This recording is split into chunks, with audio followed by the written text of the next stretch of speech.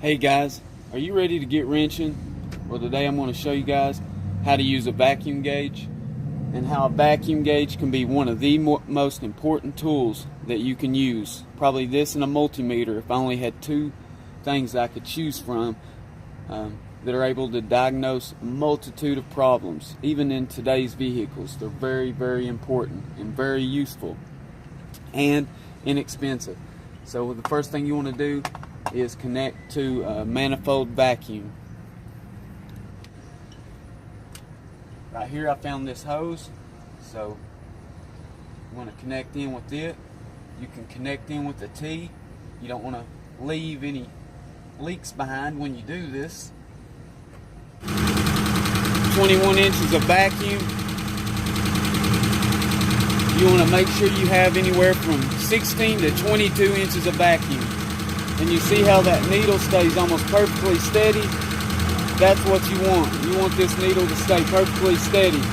16 to 22 inches at idle on a mildly cam engine to a stock engine.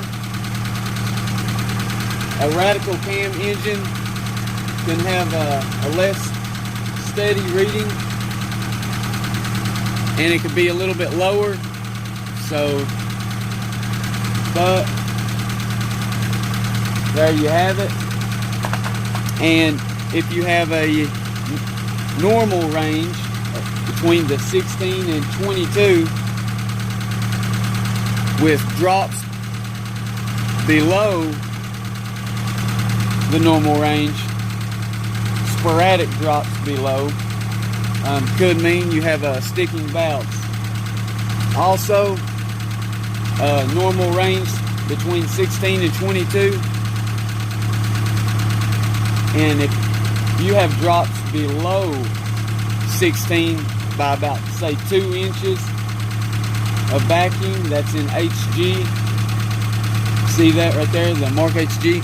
So if you have 2 inches below with sporadic drops, that could mean you have a problem with your ignition system. That could be your plug wires, coil, distributor cap, rotor. A lot of new cars don't have that, but you also have coils on new cars and so forth.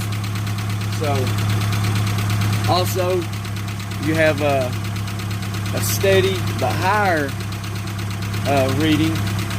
So for example, your reading's higher than what it normally was, or it's higher than that range, 16 to 22, then you could have a clogged air filter, or you could have advanced timing.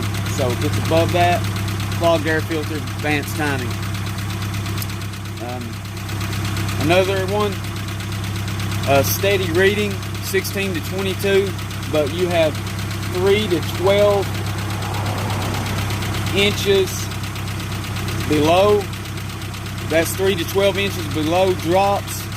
So if it drops 3 to 12 inches below, sporadically, it could be worn piston rings, could be a vacuum leak, it could be late ignition timing, it could be a lot of things. So as you can see, there's a whole lot of things for you guys that you can check with these. So another thing is, you may want to warm your engine up when doing this test.